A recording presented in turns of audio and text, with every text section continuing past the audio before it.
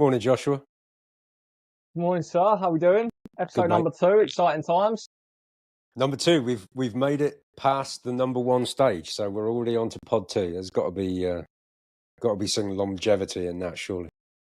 Yeah, we made it further than 90% of podcasts. So we've got an interesting topic today. Beauty is in the Interesting to eye of the me. beholder. Interesting to me as well. Let's rip it. All right. We're going to talk about why most high-ticket sales training fails in 2025. Not to be all doom and gloom, and not to shit on anybody either. Wow, maybe a little bit. Maybe just a smidge. The reality is, a lot of it does.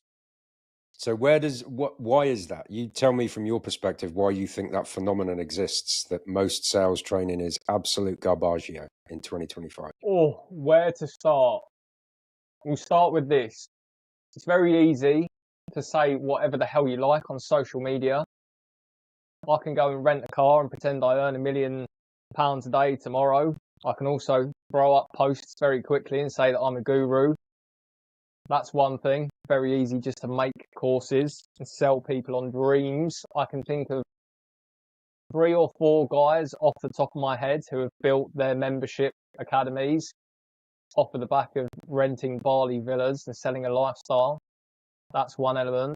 A lot of people have just been taught very old school stuff that, because they've been out of the game for so long, they don't realise just how outdated and rubbish it is. I could probably think of a million different things. I think they're probably 2 of the biggest ones that come to mind. It's just the state of it. It's just rubbish, if we want to summarise it. What do you think? I think you bang on. I think it's either outdated techniques and it's people that... So here's an interesting thing, right? I did a live yesterday, and one of the questions that I kept getting asked was, what do you think about this person? What do you think about this person? What do you think about this person? And I must have sounded like the biggest knob on the planet, because I was like, I think they're shit, I think they're shit, I think they're shit, right? And legitimate question, why do you think that? And I've been in this space for a long time, coming on for 7 years, right? And I've taught at some of the biggest companies. I've been a sales trainer for the biggest companies in the industry. And I know pretty much everybody who's worth knowing, right? And that's not a flex. It's just something that happens when you spend a long time in a place, right? You get to know who's who. And they were giving me these names, never heard of these people before, right? Now, that doesn't mean anything, right? Sure, there could be people out there that teach great stuff that I've never heard of. But it's straight away for me, it's like, well, why do I not know these people? Anyway, I looked through a couple of their content, and it became apparent that they've done very well on social media. They've grown big accounts, 100,000 followers on IG, some of them bigger than that. And when I went through the content, it was all a flex, right? It was, here's me in this car, here's me in this apartment, here's me carrying a Gucci handbag, here's me doing all of this stuff. And I'm like, okay, so for me, there was nothing on that person's profile that indicated they could actually do the job. It was all just selling lifestyle, selling the dream. Now, that does well on social media. You can grow a big social media account because you start getting followed by a lot of people that have that aspiration. Yeah, I want to drive fast cars. I want a Gucci handbag. I want to travel the world. But when somebody has absolutely nothing on their profile, indicating any manner of skill set, how do you handle this objection? What do you say when this comes up? Maybe a live role play call or a live real call even. Do you know what I mean? Actually closing somebody, something like that, or actually role playing a close. I get massively skeptical.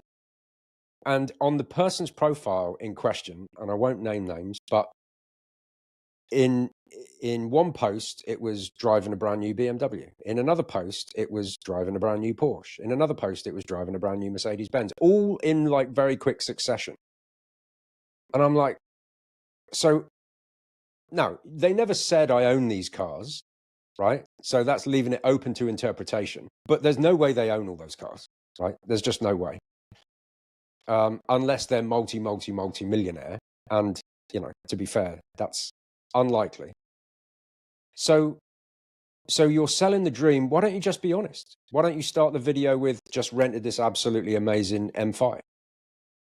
And I just think that would give you more credibility. But the problem is there are so many people that have aspirations of getting into the industry. They end up following these, I'm going to say it, grifters who have made the majority of their money from selling the dream, not from doing the actual thing that they're teaching you to sell, right? And somebody else asked me on that stream, they said, well, you know, would you ever say that that's okay? And I was like, well, let me throw the question back to you. If you wanted to learn to play golf and you rocked up at the driving range and the geezer who was going to teach you said, do you know what, to be honest, I've never picked a club up in my life, never hit a ball once, but I know the theory. Would you trust that that person can help you play golf to any kind of level? Same with swimming. Imagine you rocked up at the swimming baths and the instructor's like, do you know what? I've read a lot of books on swimming, never set foot in a pool in my life. You'd be like, fuck off. You have no right to teach me anything if you've never actually done what you're going to teach me to do. And that's my take. So the problem is how do you determine, right? How do you determine who's a grifter from who's actually done the job? I'll throw that question back to you. Well, I think a lot of people have listened to Alex Hormozy in reverse, because Alex Hormozy says, do epic shit and then share said epic shit that you have done. Now, what people tend to do, and to your point, is sell the supposed outcome of the epic shit they haven't done. Because like I said, it is very easy to, you know, ball it up on social media. And we were talking about this morning, right? I'm going on holiday at the end of September. Me and my partner, we always rent villas whenever we go away. I am still very seriously considering doing a completely fake series talking about how easy it is to appear one way on social media. And for the next 30 days or 24 days until we go, basically make it look like a documentary of me being a remote closer leaving the UK because I've made all this money and I'm going to go and live the life abroad. And in episode 1, at the maybe 15-minute mark, I'm going to say, this is all complete rubbish, by the way. I'm doing this to prove a point, because will I get the views past minute 15 of episode 1? Probably not. I might put it out there to the world just as a fun little experiment. But seriously, what does it cost to rent a supercar for a week? Probably like couple of £1,000, something like that. If you rent one for a day, it can cost you as little as like 60, 70 quid. If you got it, if you got it for 2 days, you started shooting content at 5, 6 a.m. when the sun comes up. It is August, so the sun goes down at 8 p.m. You could probably get a couple of months worth of content off of the back of a 1-day, 2-day car rental shoot. Easy. Right? But yeah, you're absolutely right. You look at the amount of people that can actually demonstrate what they do. It's very easy to go online and share, here's me objection handling with a voice changer on, because I'm sat on my mate sat on Zoom with me, throwing me some objections. What I want to see is, okay, where's a 30 to 40 minute discovery? Like shot over the shoulder, like proper, non-scripted, this is genuine. You can't find that from 90% of the people. Interestingly enough, it's very easy to sell a dream. It's to sell a dream. Isn't that exactly what we have inside of the academy? Is real sales calls from real people, from you, from me. Yeah. And we do it to prove a point. It's that we don't just talk about what we do. We haven't just bought a course, taken 1 or 2 calls and thought, yeah, no, I don't like closing, so I'm going to inflate my scorecard and pretend that I've done it for so much time. We've got our Zoom recordings. We've got our Fathom recordings. I put up a video the other day. I'm moving more into consulting for businesses now, of an over-the-shot shoulder recording me coaching a rep live. Now, people could still argue, okay, that's just a friend of yours that you've sat there coaching. And, if you want the full 67-minute coaching call, I can send it to you. It's not just a 5-minute clipped-up clip. There's a whole 67-minute thing on the back end. That's the sort of thing that you would trust. Yeah. Because I've got friends, but they wouldn't sit on, a couple of hours just to prove prove a point for a couple of social media posts. They They might tell do you where to 5 go. minutes. Yeah. But So yeah, that's what a lot assume of people do. assume for a second that you're like, okay, I've heard about remote closing. I've heard about, you can make good money. How do you go about determining a guru from somebody who is not selling you the dream and is able to give you like, okay, there's going to be some good, there's going to be some bad, there's going to be some ugly. Don't think it's all going to be BMW M5s and Gucci handbags wall to wall, because can you make amazing cash? Yes, you absolutely can. But how would you advise that person to differentiate between the lifestyle selling grifter and somebody who can actually teach them the skill set of high ticket sales and help them get placed? It's a conversation that I've had with a couple of the people that have come into our community recently. I mean, our community is what, $97 a month, and we do an onboarding with every single new person. That's, getting on a call with them, understanding where are you at. And some of them have come on and been like, yeah, so I can probably, do like 4 or 5 hours a day. And I'm like, okay, let's just think about that from a business owner perspective. You've got a business owner who's spent tens of thousands, maybe hundreds of thousands of pounds, taking their business from ideation to real thing to bums on seats, ad spend, all that sort of stuff. And you want to do 4 hours a day. Now contrast that with reps who are prepared to grind it out for 10, 12, 16 hours a day, absolute killers. As a business owner, who do you pick? And they're like, well, yeah, probably the guy that's there to grind it out. I'm like, okay, so where have you got the idea that you can do 4 or 5 hours a day and make 20, 30K a month? They can all point to the people that have given them this idea on social media. That's a pretty good starting point.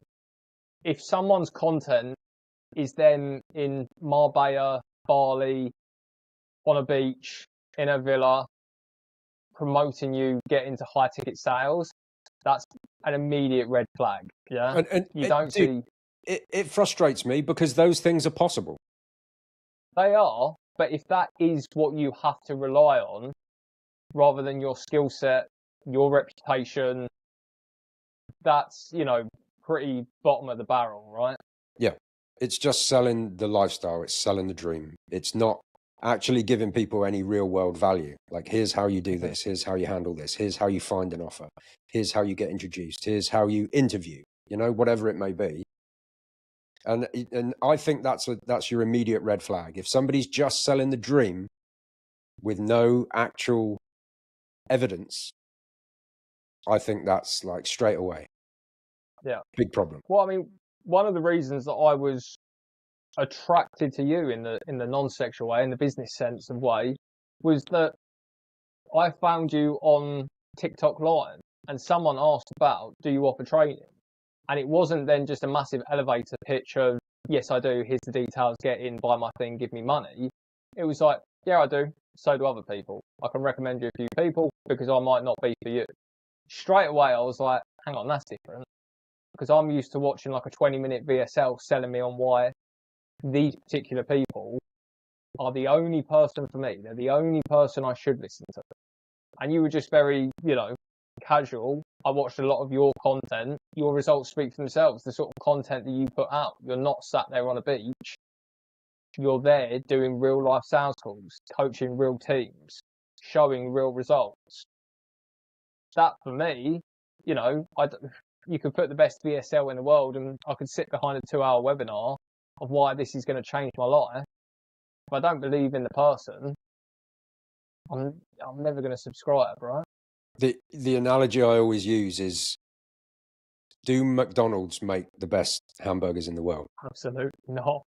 Who is the Well, most again, successful burger chain in the world? Yeah, beauty is in McDonald's. the eye of the beholder. To some people, maybe McDonald's do. But maybe. But the point, obviously, is they definitely don't have the best burgers. They I definitely will don't. argue that with anybody. But they are the most successful burger chain. Why? Because of good marketing. And so I think what a lot of these people on social media have done is they've figured out social media. They've figured out branding and marketing and, how to get a lot of eyeballs and get a lot of attention. So I would be more willing to accept their expertise if they taught people that.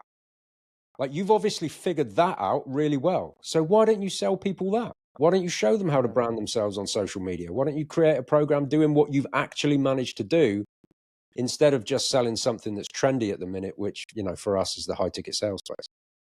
Yeah. Again, I think they've interpreted Alex Hormozy wrong. I know he says to sell the destination, not the flight. In this instance, you kind of need to sell the flight. I agree. You need to sell what's included, what are the unique mechanisms, how does it all fit together to actually make it to the runway, make it down the runway and get in the air and get you to your destination, because that is what sales is. That's the process that you actually need and the understanding of how it works, why it works, not just, you know, clickbaity objection handling and BMWs and Porsches. All looks nice on IG though, doesn't it? It does. You know, we've discussed it before. It would be so easy if we were those sort of people, if we were that way inclined to just be able to do it. But unfortunately, we have something called standards and, you know, conviction and ethics and morals and however many different ways you want to find to say them words. Those are the sort of people we believe in. Now, unfortunately, that means for us as marketers around businesses that we have, generally it takes people like us longer, but that's because we're looking for 1 out of 100 people, not 99 out of 100, just to drive quick cash and traffic. We're looking for, do you believe, do you subscribe to the same morals and values that we do? Can we coach you? Can we work with you long term? Can you serve clients at a very high level? If you can't, if you don't, respectfully, here's Instagram. You're not going to find it hard to find other people. And dude, I live in one of the most beautiful parts of the UK. I drive a really lovely car.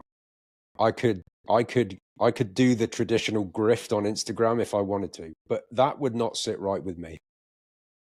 I would not sit right doing that, knowing that I'm bringing people in under what I would consider a false pretense, because there's no guarantees. There's no guarantees in life, right? Death and tax. Those are your two guarantees. And that when you die, they'll tax you more. 3 guarantees.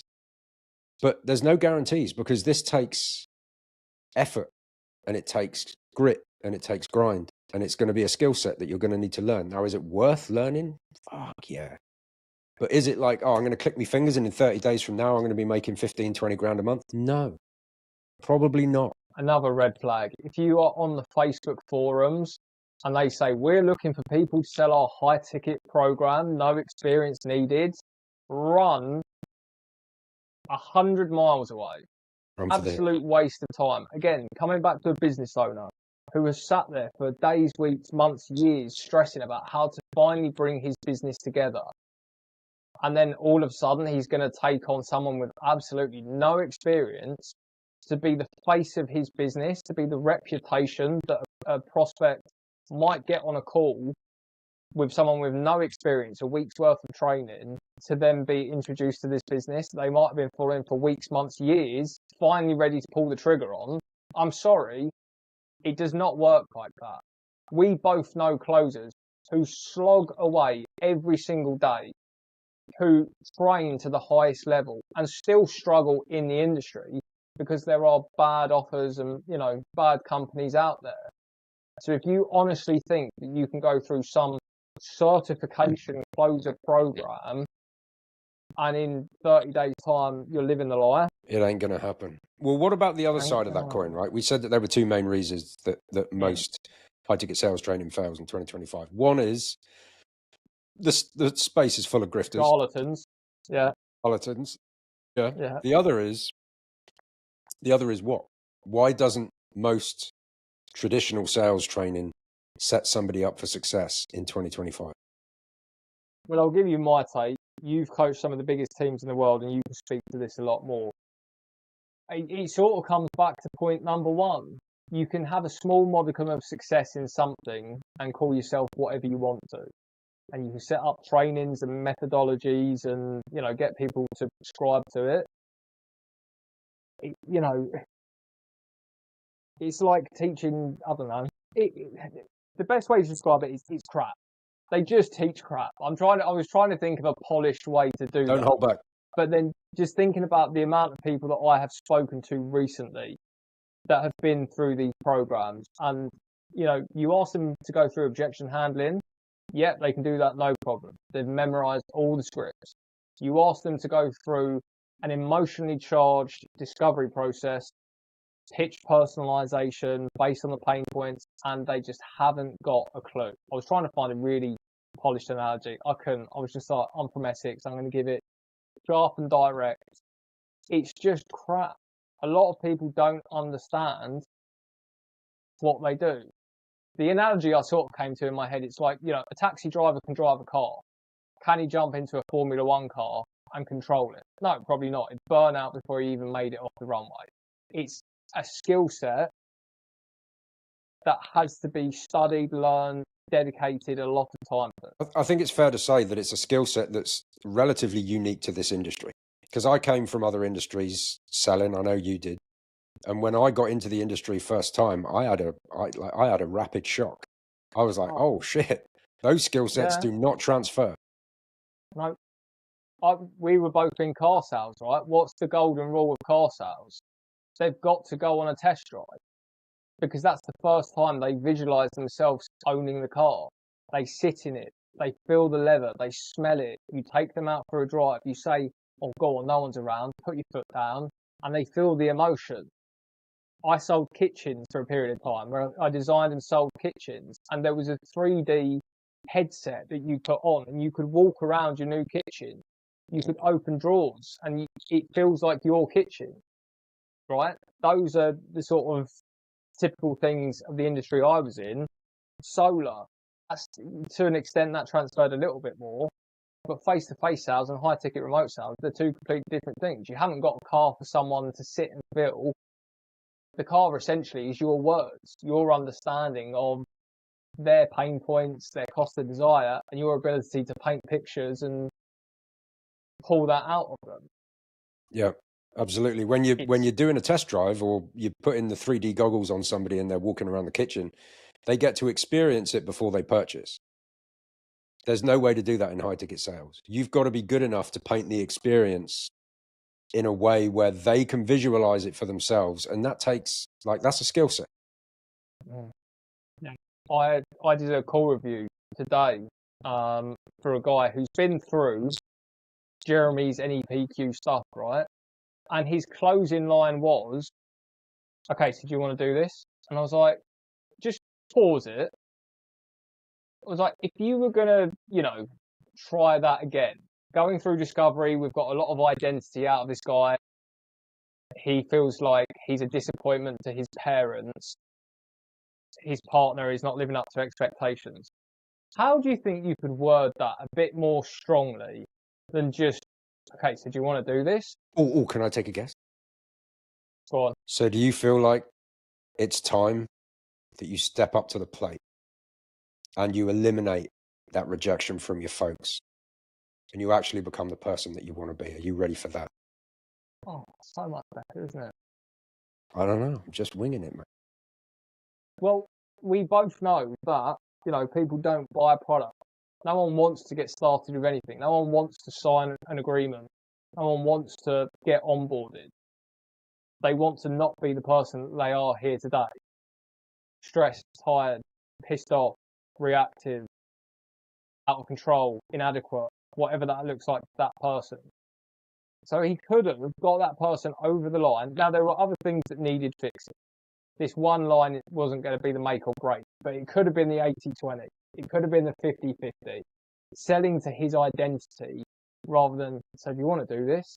And now back to the original point, he is someone who's been through, $6,000 to $10,000 worth of training. And that was his closing line. We then came to open wallet. And he said to him, with the most skeptical expression on his face, that was it. The guy said, I need to go away and look at the money. Very skeptical. He was like, well, what do you mean?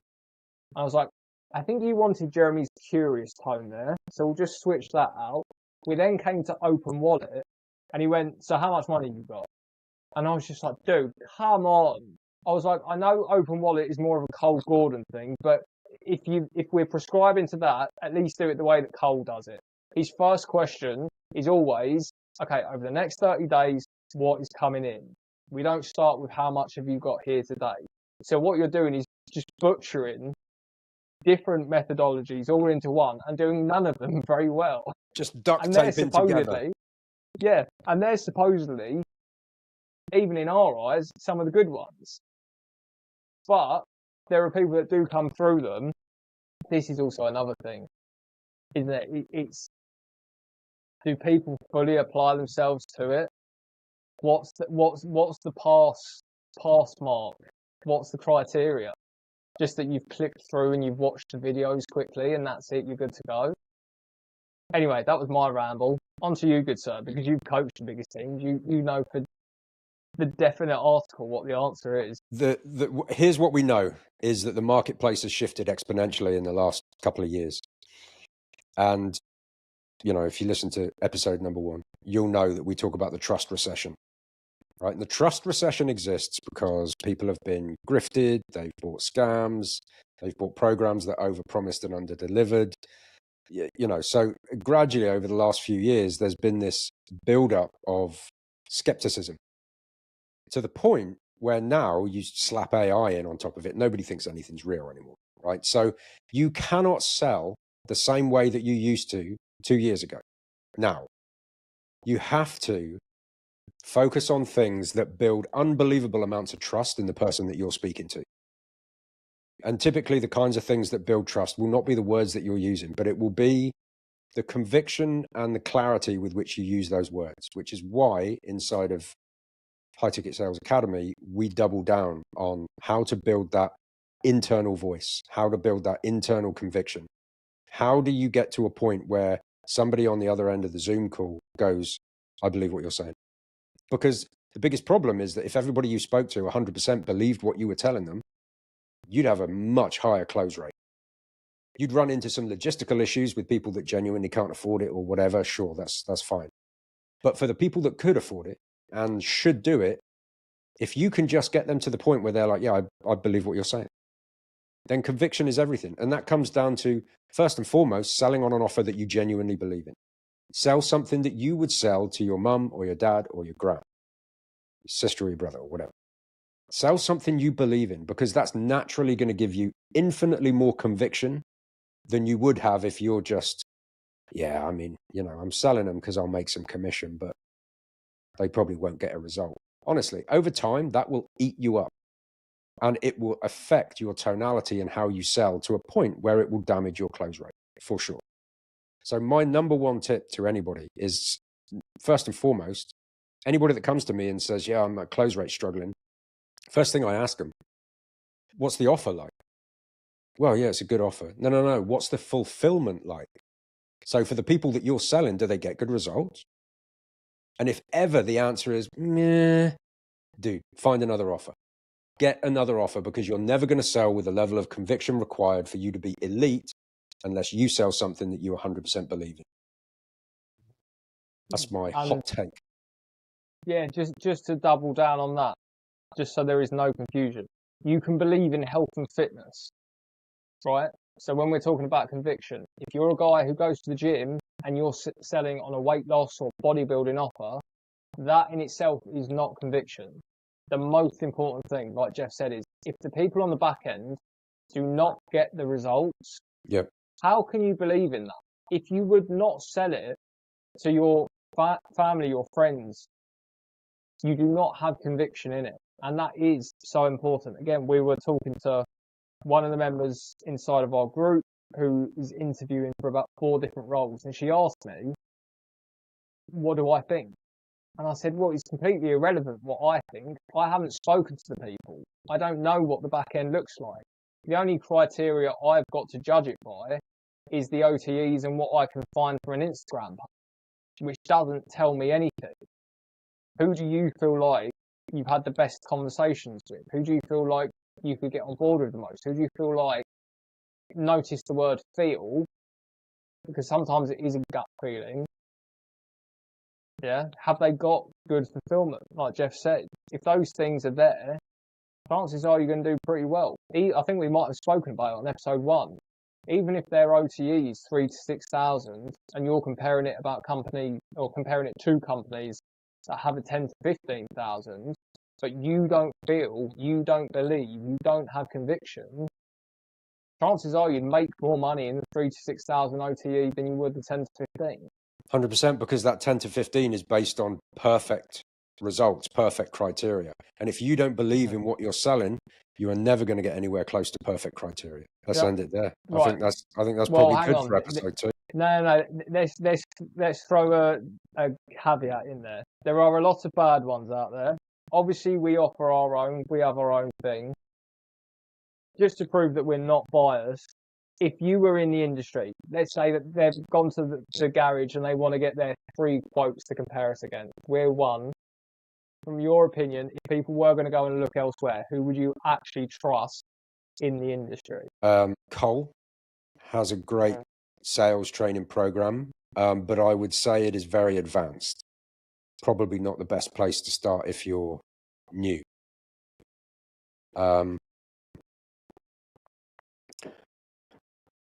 I think Bill is great at what he does. So Bill being, just in case people don't know. Bill Walsh. Bill's great at what he does. Like, obviously a more expensive price point than us. And we've done that for a reason, is because I said this to somebody the other day, slightly off topic, but the reason why we only charge what we charge is, number one, most people coming into the industry don't have a spare, 6, 10, 15,000 sitting under a mattress somewhere. So we wanted to make it more accessible for more people. Number two, I don't want somebody blowing 5, 10, 15 grand just to find out that they don't like it. Right? Whereas if you spend, a Starbucks every other day and you go, yeah, this is not really for me, what have you lost? You've lost the price of a Starbucks every other day. But Cole's good. Bill's good. We'll end it there. That's an important point that I will make. If you are new to the world of buying online courses, it's not like a car. We used cars earlier, where you do have a period where you can take it back. You might lose out on some admin fees. If you finance, there might be some losses there. But the chances are, if you bought a 15 grand car, you'll get, 13 and a half, 14, maybe 14 and a half of it back. If you took it back a couple of days later, if they let you.